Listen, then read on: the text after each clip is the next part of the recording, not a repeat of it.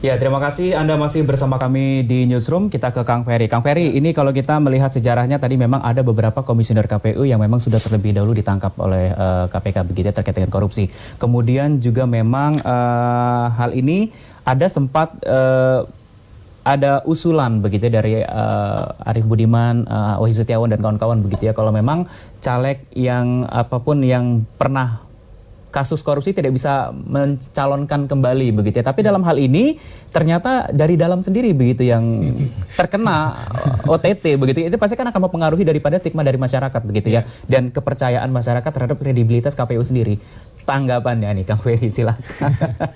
Ya, KPU punya prinsip, punya ideal semangat ideologis yang cukup tinggi untuk pemberantasan korupsi.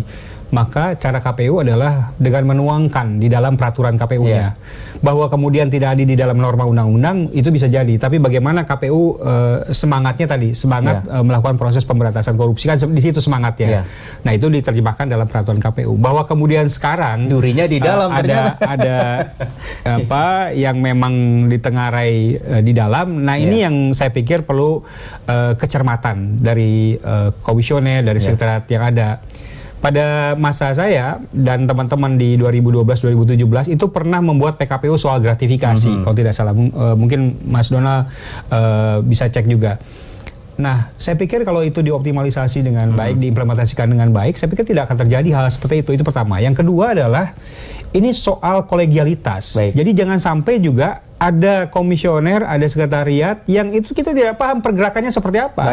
Nah, ini yang memang juga harus dicermati secara menyeluruh. Jadi jangan sampai juga kita sibuk dengan dengan kita sendiri. Padahal ada forum yang sangat mulia, adalah forum pleno yang bisa membahas apapun di situ. Nah, ini yang memang jadi poin yang penting di situ. Terakhir, Bang Donald, dari case ini apa yang bisa disampaikan? Atau mungkin PAW ini kan merupakan hal yang baru begitu, yang biasanya kita tangkapkan terkait dengan mahar, terkait dengan pemilihan kepala daerah atau apa. Ini apakah PAW ini yang baru dan atau memang akan ada nanti yang berikutnya? Silakan. Kalau kasus yang ditangani KPK ini yang perdana, yang berkaitan dengan komisioner KPU dalam proses PAW ini kasus yang perdana, sehingga kita tidak punya presiden untuk melakukan komparasi antara kasus ini dengan kasus yang sebelum-sebelumnya karena tidak pernah terjadi. Bagi saya yang paling penting adalah memang menjawab keraguan publik, itu PR terbesar KPU hari ini. Walaupun kita nggak boleh lupa juga. Takutnya berpengaruh nanti di Pilkada 2020 soal ini. Trust tentu berpengaruh. Nah, menurut saya kita juga tidak boleh melupakan fakta bahwa upaya PAW ini dihadang oleh keputusan KPU RI yang menolak usulan dari PDIP untuk melakukan PAW. 2 kali rapat pleno KPU RI menolak usulan itu. Jadi saya kok menduga kasus ini pada level KPU RI sebenarnya ada single player di dalam kasus ini.